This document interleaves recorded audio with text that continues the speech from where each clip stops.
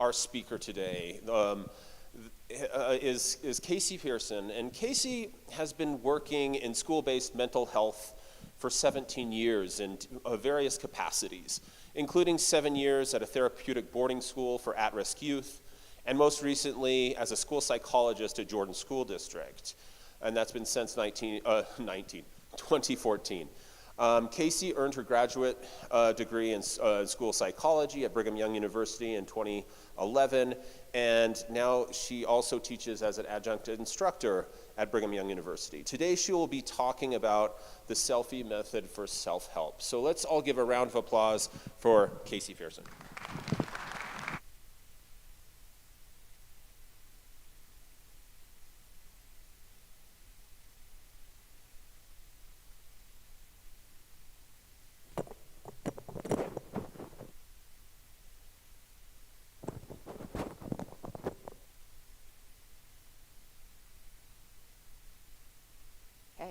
Everybody hear me good?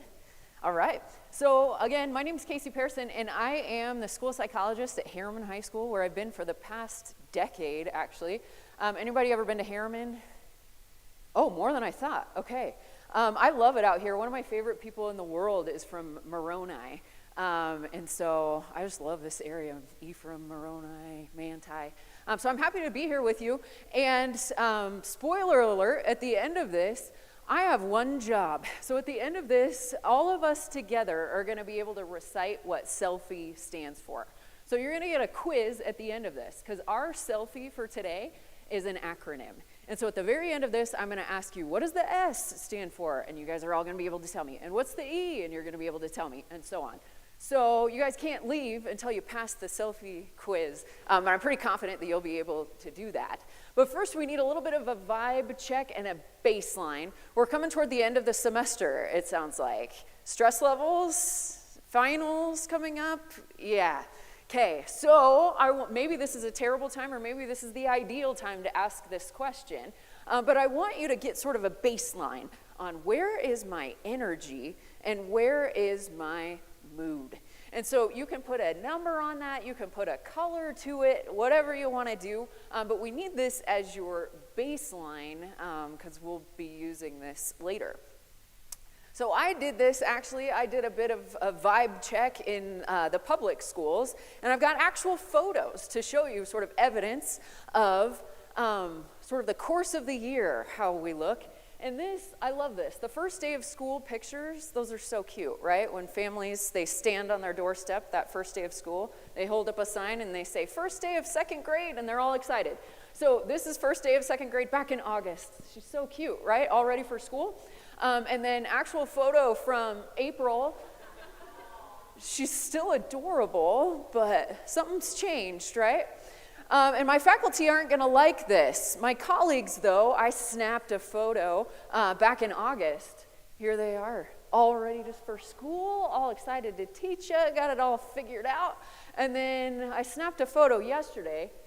Don't tell them. But teachers are struggling too, right? It's kind of a grind. April, we're like, oh, coming out of winter blues, like this is a bit of a struggle. So I'm here, as was mentioned, to talk about selfie, which is an acronym for self-care. And you may hear self-care, and you may be like, there ain't no amount of self-care in the universe that can bless this mess. Like, that ain't the answer. Self-care ain't going to help. And maybe you're right, but hopefully you're wrong, because by the end of this, I want to give you something that you can actually use. I want you to feel empowered, like you can go out of here, take this information to help life go better for you. On that energy and mood scale, wherever your baseline was, I want to give you stuff that can help move you up. But I'll give you a little bit of a context of where this sort of selfie method came from. And so I work in the high school, which is where I've been for the past 10 years. I'll have you take a wild guess. One of my main roles is counseling in mental health. What do you think is the number one thing that I counsel in teenagers? It hasn't changed. Over 10 years, it's been the same. What do you think it is? Whisper. Okay. No guesses? Yeah, nailed it. Yeah, that's it. So that's the number one thing, depression is the number one thing that I've worked with teenagers in sort of the mental health counseling context. And it's been that way for the past 10 years. And I really wanted to figure this out. I didn't really feel very equipped to like help with depression. So I did a bunch of reading. And I'm going to save you a lot of time because I read over 26 books about depression, over 24 books. I'm going to save you a lot of time because most of them sucked. But one of the books actually changed everything.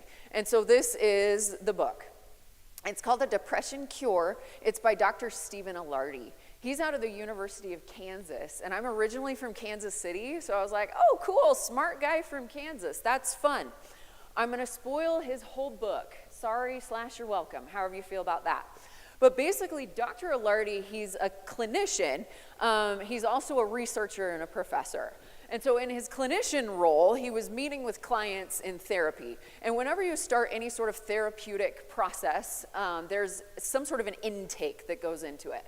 And that may involve an interview where you sit down and you talk, about your life, or an inventory where you're given sort of rating scales or checklists, and you kind of endorse any symptoms that you may be feeling. So Dr. Alardi did sort of a combo of that. He did a little bit interview and he did a little bit inventory. And he was compiling and aggregating data from all of his inventories that he was giving out. And he's like, whoa. He's like, all of my clients are depressed. He's like, everybody is blowing up this depression scale. So he's like, we got to figure this out. So he switched roles and put on his researcher hat. And he did a huge study, a meta-analysis, so a study of studies. And he took every study that had ever been studied about depression across the history of the world, and he lined them all up chronologically. And when he did this, he saw something interesting. He's like, hey, if you look at depression across time, it's hummed along pretty steady. It's always been a thing that's hummed along pretty steady until all of a sudden, modern day, our day, it goes kaboom. So he's like, what in the world were our ancestors doing back then that we aren't doing now? Or what are we doing now that our ancestors weren't doing back then that could be contributing to this? So as he goes through and researches this, he finds 6 things. Do we have any guesses? Before I tell you what they are, do you have any guesses of lifestyle differences between like our ancestors and today that may be contributing to this sort of depression kaboom? Technology, good. Diet, good. Oh my gosh, good. 3. You guys got half of them already. Amazing. Yeah, that's part of it, yeah.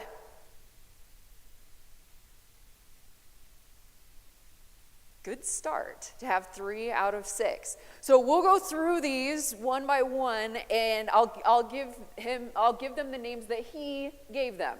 As we go through these, they're going to make sense. So the first one, he calls it brain food. He's like, hey, our ancestors ate way better than we do. They ate off the land, they ate what they grew, they prepared their own meals. The nutrient density of food back in the day was a lot higher than it is now. Whereas now we eat junk or we don't eat. And some of you may be like, how'd she get a picture of my lunch, right? This is common, right? So modern day diet, a lot of it is fake stuff. So preservatives, it's chock full of sugar. If you read nutrition labels, there are certain things that like we can't pronounce because it's sort of like science-y food, like a science experiment that we're using to make our food. So we got to keep in mind our food is our fuel. You got to give your body stuff that it knows how to use. So I'll ask that question to my high school students a lot. I'll be like, what have you eaten today? And they're like, oh, I had Takis and a Mountain Dew. And I'm like, okay, how do you feel, right? And they're like, great. But again, you got to keep in mind, nothing against Takis and Mountain Dew, but you got to keep in mind your food is your fuel. You got to give your body stuff it knows how to use. So that's nutrients, vitamins, minerals, fatty acids. That's all the stuff that your body knows how to use. We're fueling it with sugar, preservatives, caffeine, and our body's like, okay, I'll do what I can with this, but that's not much. And so we don't feel great as a result. If our ancestors saw a lot of what we ate, they might be a little bit like this. It looks like you're enjoying yourself. Oh, yeah, that looks like you're enjoying. Okay, you okay? You I'm okay. okay? She's adorable. That's her first time trying spaghetti. I'm not convinced that she loved it, but she's still so cute. So brain food is that first category. Next category, you guys mentioned, so physical exercise. Our ancestors, they had jobs that made them move. It was manual labor stuff. They were out chucking hay bales. They were out chasing down game. They were out pushing plows. Our day, though, in the information age, movement is not only not required for a lot of our jobs, movement's actually kind of difficult in a lot of our jobs. We're, with computers, laptops, and we're not moving. So our ancestors had this cool 2-for-1. They worked out while they worked. You couldn't separate them. Like, movement was part of their livelihood. Now we have to work all day, and then at the end of the day go make this extra choice to go work out, and most of us are like, nah. So our ancestors, it's estimated that if they wore step counters, they averaged around 10,000 steps per day, whereas in modern day, I've read that we average between 2,000 and 3,000 steps a day, so like just over a mile for a lot of us. So a lot more movement. And we know the scientific phenomenon that happens when we move. Endorphins get released, and endorphins make us feel good, right? But a little PSA. So when we are exercising, just be careful is what I want to tell you.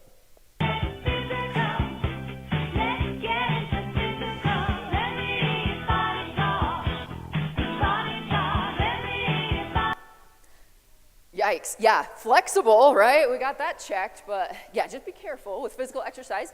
And then the next one goes along with it. So those manual labor jobs that our ancestors were doing, they were manual labor jobs that were outside. So who knows what vitamin gets activated through sunlight exposure? Smart group. D. So sunny D is the way to remember that, vitamin D. But actually, vitamin D isn't a great name for it, because vitamin D acts more like a hormone than it does like a vitamin. So what in the world do we mean by that? So vitamin 101, in order for your body to use a vitamin, you've got to ingest it. You've got to eat it, bring it from the outside in, and then your body uses vitamin that way.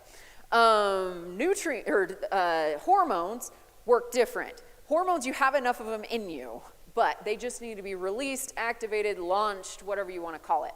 So vitamin D acts more like a hormone than it does like a vitamin, meaning you've got it in you, but it just needs the sun to sort of kick it off, to unleash it, activate it, wake it up. So in the summertime, super straightforward, 10, 15, 20 minutes of sunlight exposure, and then vitamin D gets activated, and it wakes up to go do its jobs. And it has a bunch of jobs in your brain, in your bones, in your heart, in your blood, in your nerves. There's a huge growing body of research that's linking vitamin D and mood. But we're coming out of it, thankfully. But we feel like we're back in it today. The winter blues, we have a name for it. Seasonal affective disorder, which is aptly acronymed SAD. So in the wintertime, we get knocked flat backward, particularly here in Utah, because most of us are running around vitamin D deficient. But beyond wintertime, in modern day, it's sort of expanded to all time, where you think about our sort of activities and things that we're doing. A lot of times it's video games or it's Netflix or things like that. So we're not really seeing the light of day like our ancestors used to. And then again, our ancestors had those jobs that were outside, the manual labor jobs. They were outside getting that vitamin D activation while they were working during the day. We are usually inside to do our jobs, so we're not getting that vitamin D, hormone D awakened to go do its jobs in our body. So we're solar powered, and this cat that we're about to see recognizes he is too.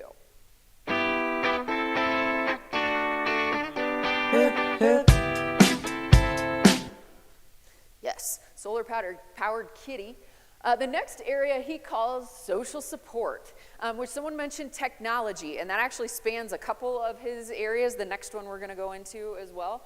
But social support, our ancestors, they had much more of a tribal mentality. There's strength in numbers. We're all in this together. I use the example of my granddad. He's about to turn 93 in a couple weeks. He talks about how he's in a small town in southeastern Utah, and his neighbors on all four sides, the one that's been there the least, it's still been 20 years, and that's the one who's been there the least. So these people know each other really well, and they look out for each other really well. Modern day, we move around more. We don't have those kind of deep, stable connections like our ancestors did, and social media has burst onto the scene. And I'm not here to villainize your phones or villainize social media, tell you social media is bad. I'm here to tell you the facts, and the research on social media is mixed. There are some studies of social media that show that it can help you. That's great news. But there are other studies, lots of studies of social media that show that it can hurt you. So what I care about is what it's doing to you.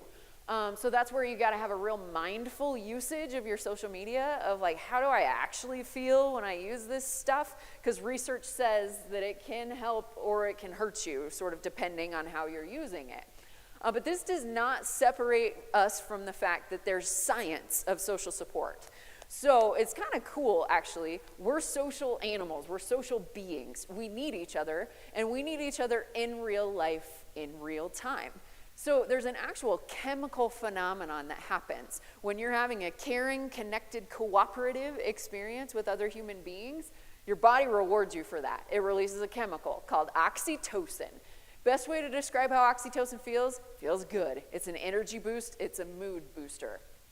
But it's like those contests, those raffle, drawings where they say, hey, if we draw your ticket in this raffle, you win the prize, but you must be present to win. That's how oxytocin works. So with oxytocin, you must be present to win. So somebody sends you a text, you're not going to get that blast of oxytocin. Somebody sends you social media notification, something or other, not going to get that blast of oxytocin. But when you are in real life, in real time, having that caring, connected, cooperative experience with other humans, that's when you get your oxytocin blast. So social support, it's where you're spending the majority of your time. If you are spending the majority of your time in real life, in real time with other humans, and you're using texting and social media as sort of a supplement to that, that's great. But if you never see other human beings in real life, in real time ever, and you're trying to use texting or social media as a replacement to that real life interaction, it's not going to work for you. So texting and social media can be a good supplement, but a very bad replacement for that social support. So this next moment that we're about to watch is brought to you by oxytocin, actually.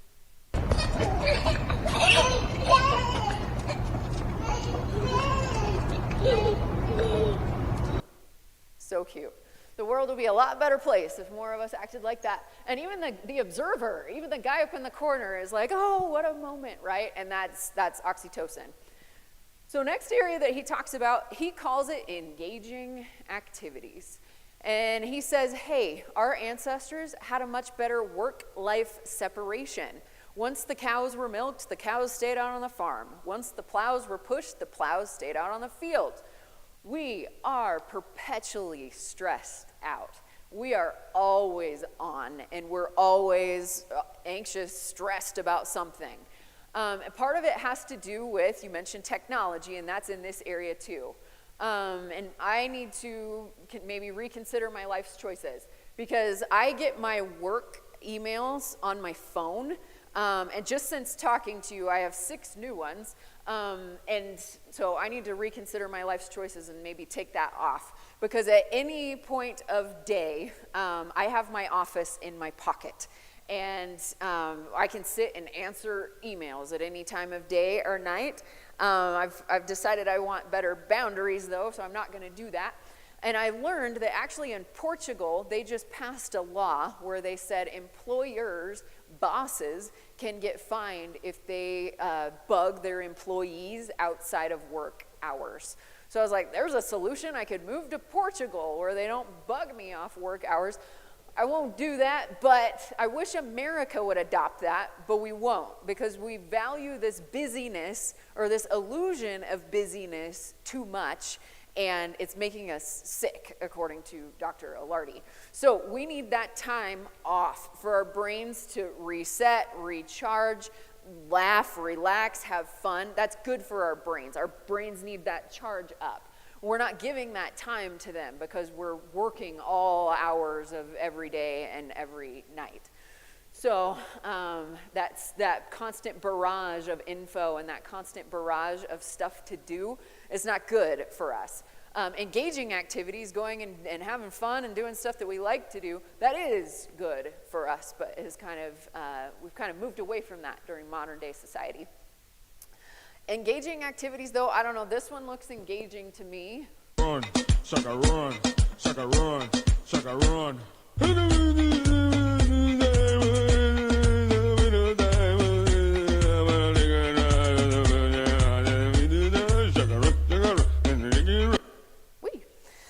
Yeah, engaging, dizzying. But last area, we've made it to the end of the book. He calls it sleep. So he says our ancestors, they had a much better circadian rhythm to them. They went down when the sun went down. They got up when the sun got up. We stink at sleep. We are very, very bad at it. And we tend to stink at sleep in one of three distinct ways.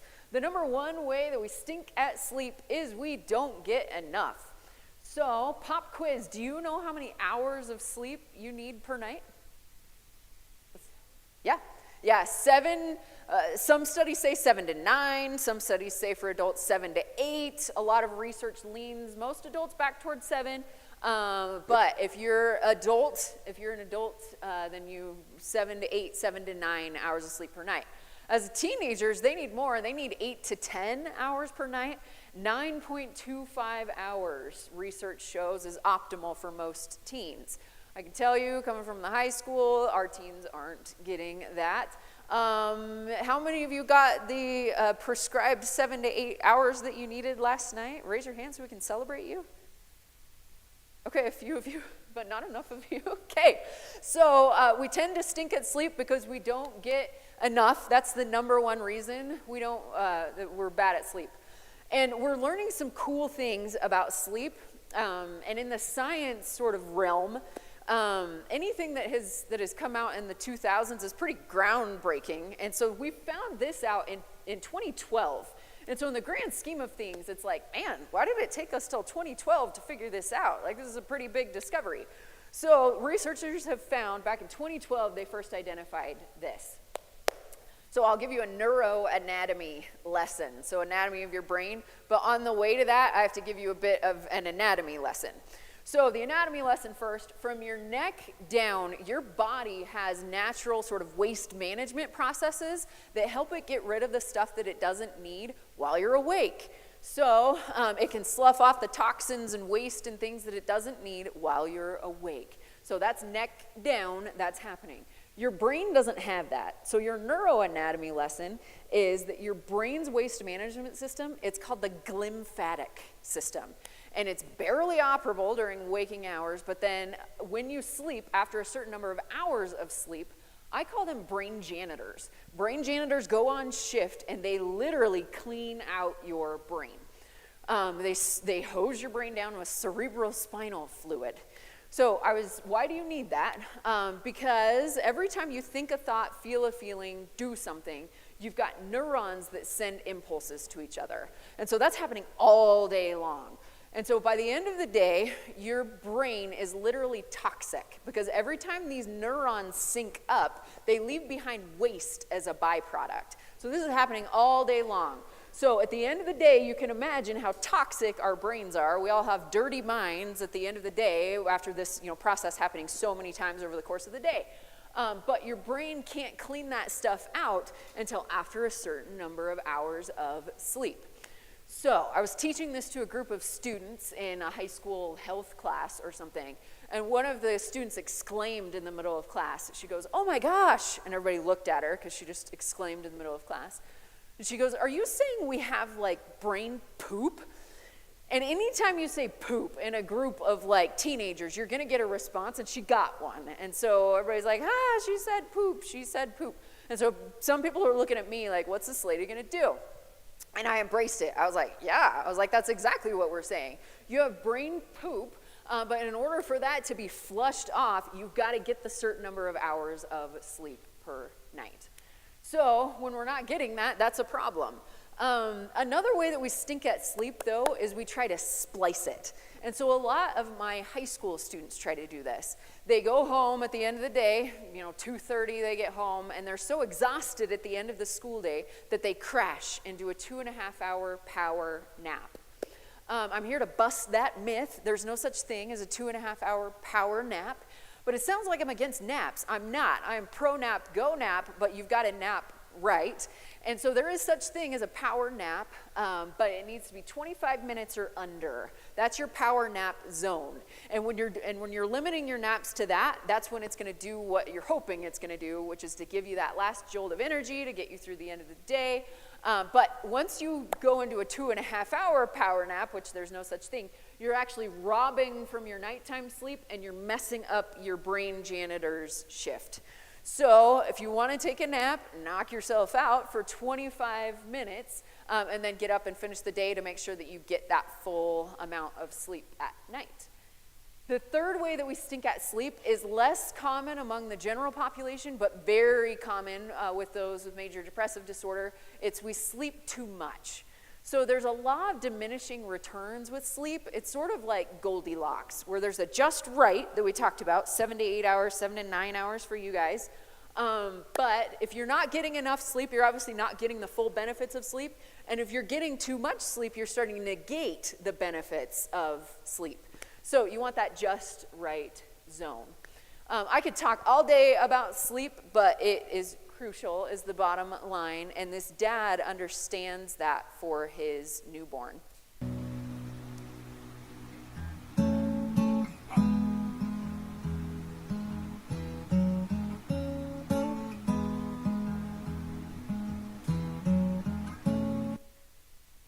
And now we could all doze off into a nap, right? Which would be fine. That's good for you, 25 minutes.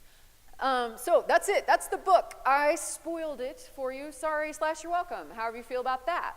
But now a little pre-quiz to your final quiz. Let's see how many of those 6 you can remember. If you use notes, awesome. Or if you took notes, great. You're a great student, but you can't use them. No notes allowed on this quiz.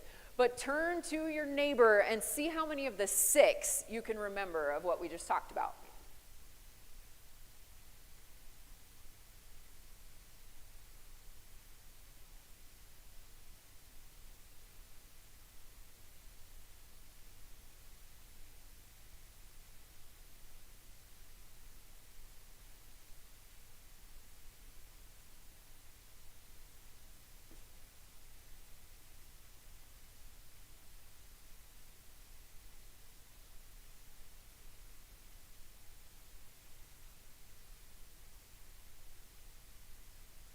I'm seeing some of you like stuck on one. You're like trying to remember the last one. Okay, so now we'll bring it back together. And I'm going to have you raise your hand and keep your hand up as I say these numbers until I get to a number that you and your partner didn't get to. So how many of you got at least one of the 6? Okay, nobody was sleeping, even though I wouldn't be that mad because sleep is good for you. How many of you got 2 at least? 3? 4? Okay, 5? 6. Wow. Okay.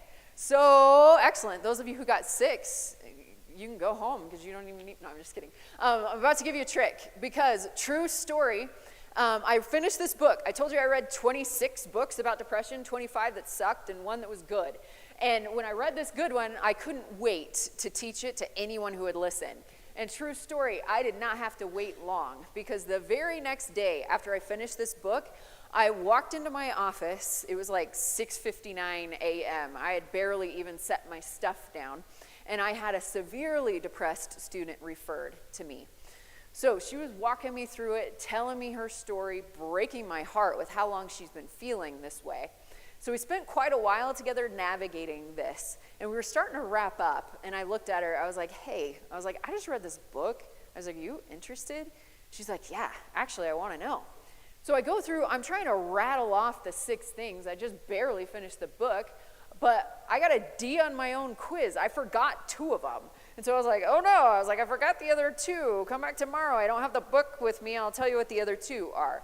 But that night I had a crisis. I was like, man, I did all that reading, all those books, and finally found one that was good. But if I can't even remember this stuff, and I'm the school psychologist who plans on talking about this every day to everyone who will listen, if I can't even remember this stuff, how in the world am I supposed to expect my students to?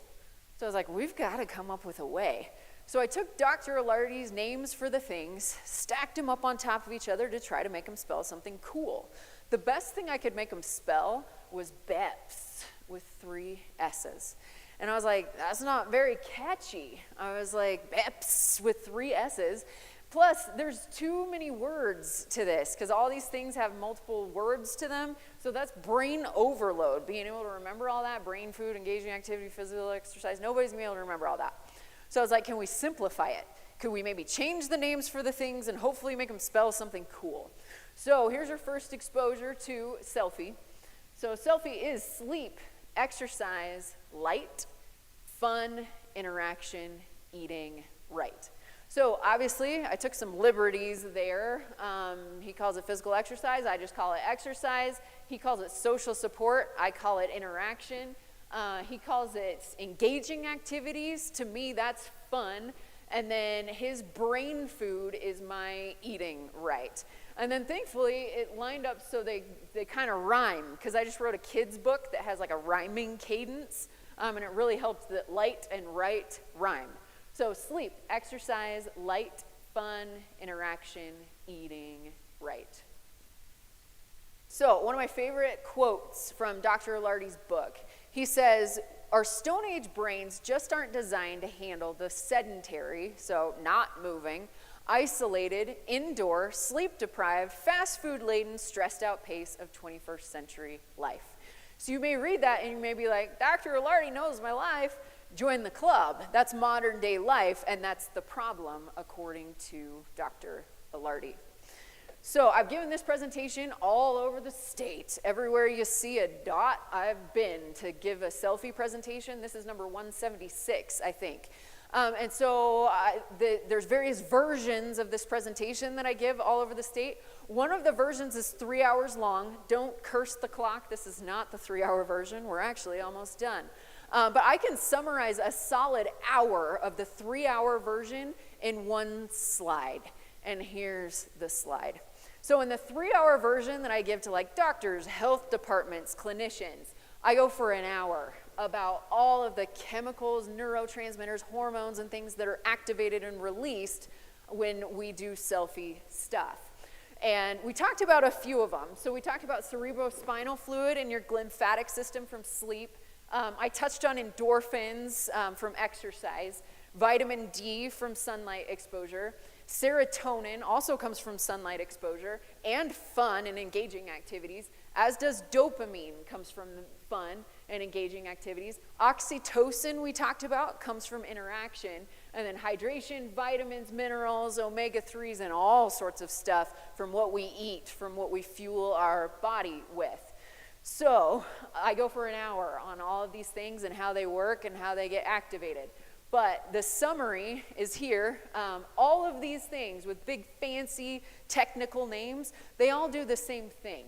They all give you energy and they all make you feel better. So they're energy boosters and they're mood boosters, but you get them by doing these selfie practices. So I can summarize an hour in a slide. I can actually do even better. I can summarize an hour in a sentence. So selfie is science. When you do selfie stuff, it's chemical, and you get the energy boosters and mood boosters as a reward. So we made it to our pop quiz. Let's see if y'all pass your final for selfie. What does the S stand for? Good. What's the E? Awesome. What's the L? F? I? And the last E? Hey, nailed it. You got it. So, if you guys have, I'll come back to this slide, but if you guys have a couple minutes and can answer a couple questions about selfie, that really helps me to help you guys. I'll come back to this slide. But we're done. We're going to take some questions. And so you may be like, I don't know what you think. You may be like, that was a fine convocations, or that was a boring convocations, or whatever you think. I don't know what you think. I can't control what you think. But if you leave here and do nothing different, we've wasted each other's time. And I'm really sensitive to that. I do not want this to be a waste of anybody's time. So in order to encourage this to not be a waste of anybody's time, I would invite you to take the selfie challenge. And so the selfie challenge is this. Pick one of the things from selfie, and then every day for the next week, make it a deliberate part of your day where you're actively like putting that thing that you chose into the day in some fashion. And then at the end of the week, put yourself back on that energy and mood scale and ask yourself where you are. And if you stay the same, or heaven forbid, go down, let me know, and I will forward your complaints onto Dr. Stephen Alardi. But if you go up the energy and mood scale, then excellent. This has not been a waste of our time. So I want to hear you. Let's mobilize the universe here. So think to yourself which one you want to do over the course of this next week: sleep, exercise, light, fun, interaction, or eating right. And then on the count of 3, I want to hear them all together. So, ready? 1, 2, 3. Okay. Good. The tribe has spoken. So, go make that happen. You will feel better afterward. And I can take some questions, I think, is what we were wanting. Yeah, so Okay. like each time, we have the microphones on each side, and we have about 10 minutes for questions, so take a minute to think of those. Maybe I can start out. I'm just, I thought this was really interesting, thanks. But the question I have is, as a professor, I always you said there's 25 books. Do all the other scientists agree with Iliardi, or however you pronounce his name, or are there people that are like, no, there's a lot more to it than this? Yeah, so generally you're going to find in mental health, across all of the research, these things keep coming up. And so you're going to find a lot of recommendations about sleep, a lot of recommendations about exercise.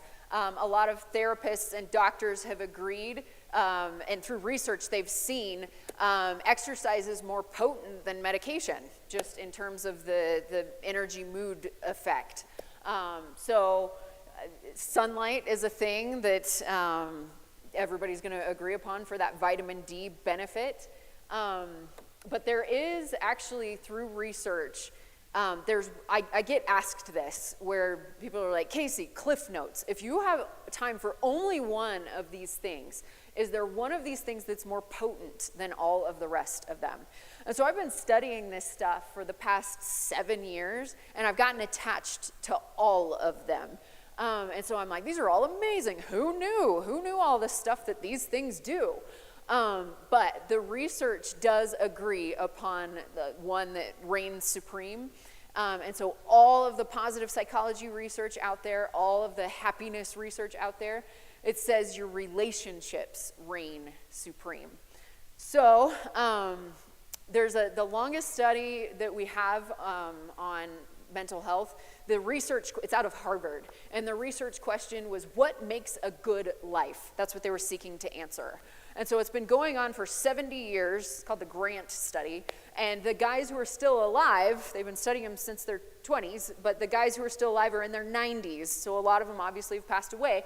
And they're aggregating a lot of this data now. And one of the main researchers said, hey, you can summarize all of this data in a pretty punchy, sort of like punch line. And he says, happiness equals love, full stop.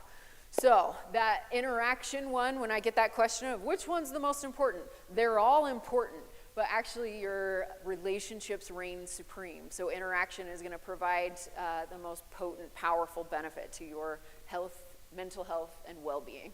So, yeah, good question. Yeah.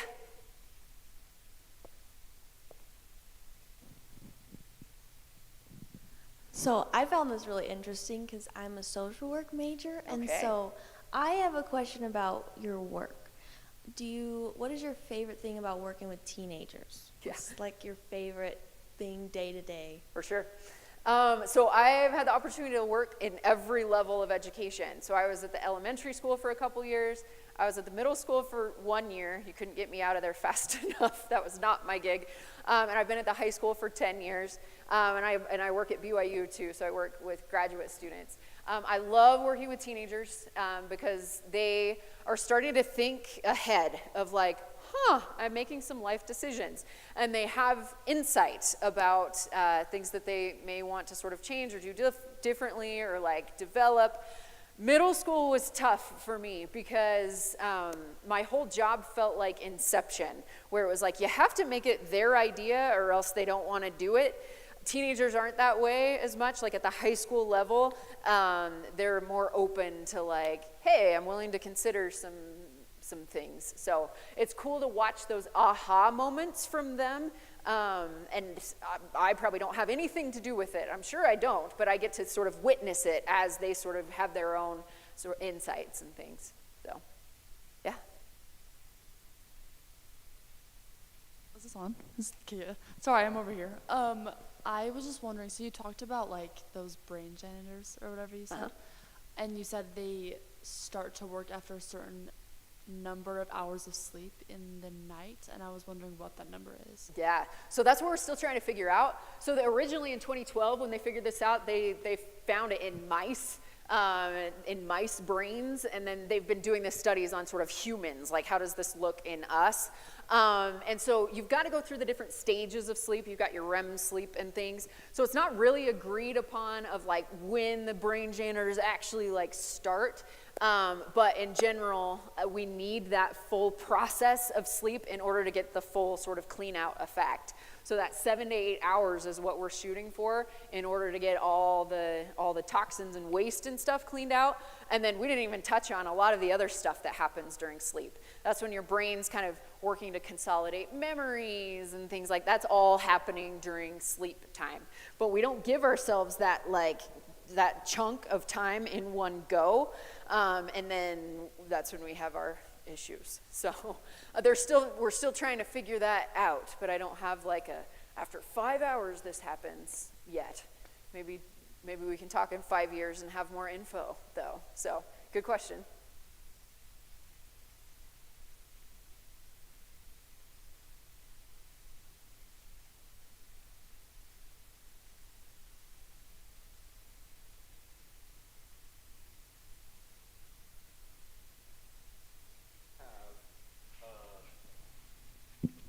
So we have, I think, 2 minutes before 1:20.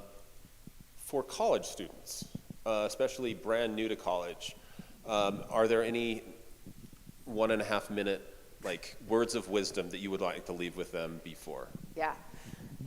So with selfie, it can feel overwhelming of like, there aren't enough hours in the day, right? Y'all are studying for finals. You're like, I can't, do 6 more things in my day. Like, this is impossible. So that challenge of like starting somewhere and starting small, because starting somewhere can get you a little bit of momentum. Sometimes we set our goals too high, and then we just sort of give up on them, and that's not helpful to us. So being able to start some sort of a manageable goal can then build momentum. So there's a guy, he wrote a book called Mini Habits. His name's BJ Fogg. And he was talking about how he was getting in fights with his dentist because he was going in for his checkups and stuff, and they were scraping and picking on him. And he was like, his dentist would always ask, like, are you flossing? and he would bold-faced lie and be like, well, of course I'm flossing. Dentist knows he's not flossing. He knows he's not flossing. But he would leave these checkups and be like, man, I gotta floss. Like, I just gotta floss my teeth. So in his book, he talks about how several times he set that as a goal. He would leave these miserable sort of checkups, like, I'm gonna floss my teeth, I'm gonna do it. And then it would fall off, and he wouldn't. So finally, after several rounds of this, he's like, I have a PhD. He's like, what's wrong with me? I can't even floss my teeth. So he's like, you know what? I'm gonna change my goal. Instead of floss teeth, let's floss tooth. That's gonna be my goal. And so that night, he went home after his checkup, and he was like, oh, he's in bed. He's like, oh, I gotta floss tooth, right? I can't miss my first day of my goal. And so he gets up, he flosses tooth, feels good about it, but then you can imagine what he finds when he's in there. He's like, well, that wasn't so bad. And then he ended up flossing his teeth. And so he attributes this habit. He ends up, spoiler alert, he ends up with a well-established habit of flossing his teeth, but it started with floss tooth. So my words of wisdom, I guess, would be start somewhere, some sort of manageable goal to get you some momentum, like a tiny habit to get you started, like a floss tooth, but then that can build into our bigger, better habits along the way. But starting somewhere. And I know this is a tough time of year to add more things to your plate, but don't make it cumbersome. Make it simple. Floss tooth. Thank you so much for coming. And if I'm sure that Casey is willing to talk to anybody if they have one-on-one questions for the next couple minutes. Also, if you have questions about the class, I'll be here for the next couple minutes as well. And let's give a round of applause for our speaker today.